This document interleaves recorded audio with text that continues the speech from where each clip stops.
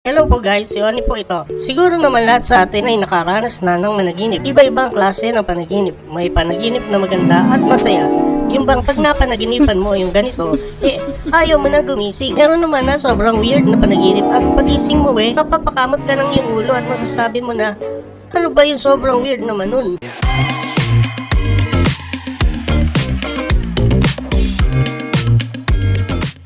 Yan ang pag-uusapan natin ngayon tungkol sa panaginip.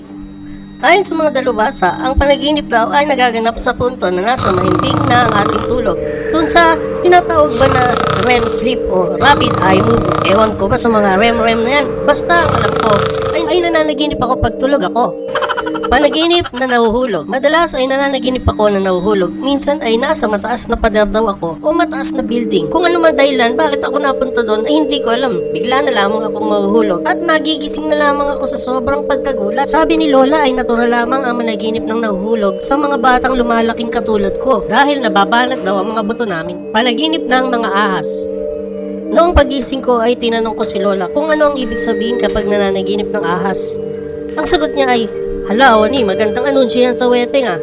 Ang ibig sabihin ng ahas ay 1 kapag nakatuwid ang ahas at 8 naman kapag nakapulupot. Bakit? Ano ba yung napanaginipan mo? Nakatuwid o nakapulupot? Nakapalupot po, Lola. Bueno, ngayon din ay tatayan ko yan. Kompyang 8. Kinabukasan na hindi tumama ang numero niya, pero nung sumunod na araw ay akalain niyang tumama. Pompiang 8. Ay, Damuho, hindi ko natayan ulit. Sayang. ginip na lumilipad. Nananaginip din ba kayo ng lumilipad? Nananaginip din ako niyan. Yung minsan ay nananaginip ako na lumilipad sa ere, na parang si Superman. At ang sarap ng piling na lumulutang sa ere, ang gaan-gaan ng katawan mo.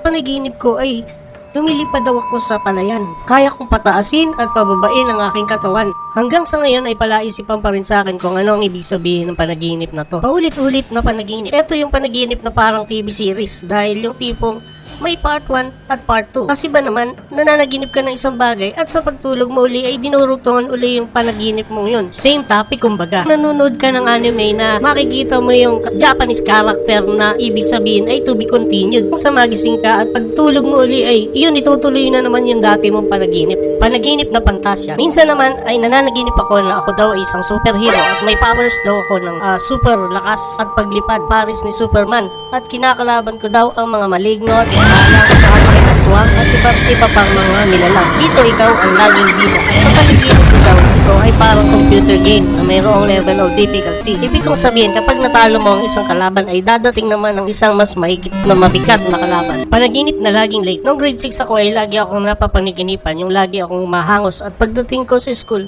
ay nagsisimula na pala ang final test. Late na daw ako. Ang matindi pa doon ay wala daw akong pad paper. Desperado daw akong nanghingi ng papel sa mga klase ko pero hindi ako pinapansin dahil busy din sila sa pagsagot ng test. Napag-isip-isip ko rin ang kahulugan ng panaginip ko ito kasi noon ay parang may isang bagay na gusto kong ma-achieve dahil gusto kong mapasok sa sikat na eskwela ng high school sa aming probinsya. Mga ilang araw na lamang noon ay kukuha ko ng entrance exam sa naturang paaralan.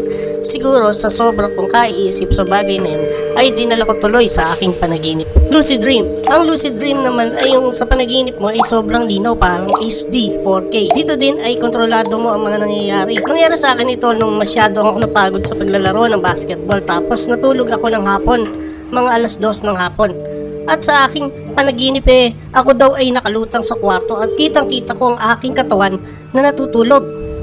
Napakalinaw ng paligid, ang hinihigaan kong papag, ang aking kumot at aking unan at ang ayos ng aking katawan na nakabaluktot ang aking tuhod.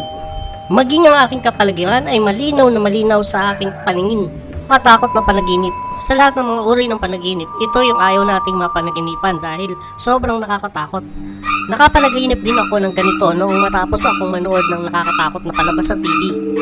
Ganito ang napanaginipan ko. Pumasok daw ako sa isang pinto. Isang kwarto yun na walang bintana, walang lagusan. Ang kwarto maliban lamang sa pinto. Ang kwarto ay wala ni isang gamit o furniture. At ito ay all white ang pintura. Pagpasok ko ay gayon na lamang ang takot at pangamba ko dahil nakita ko ang isang bata na nakupo sa isang silya. At siya ay nakatalikod sa akin. Uy, teka lang, ang batang ito ay isang parang itsura ko.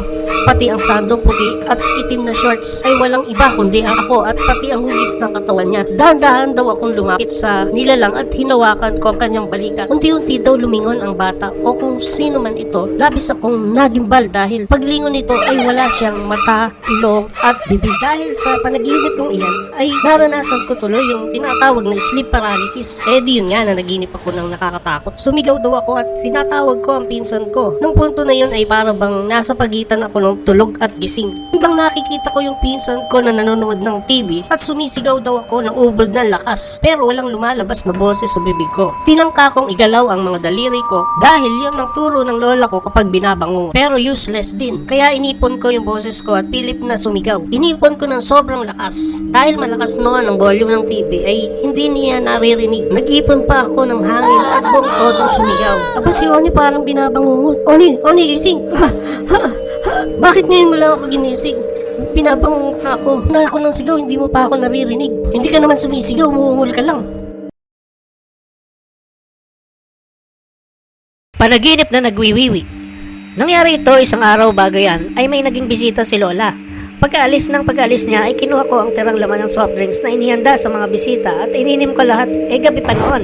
Kaya pagtulog ka ay punong-puno ang tiyan ko ng soft drinks. Sa aking panaginip daw nasa mataas akong building at saka daw umihi ako ng malayang-malaya. Naku po, patay ako kay Lola neto. Oo, ba't dala-dala mo yung kumot? Palagay ko may ginawa ka na namang kabulustugan, ano? Oni, iniiyan mo naman yung higaan mo!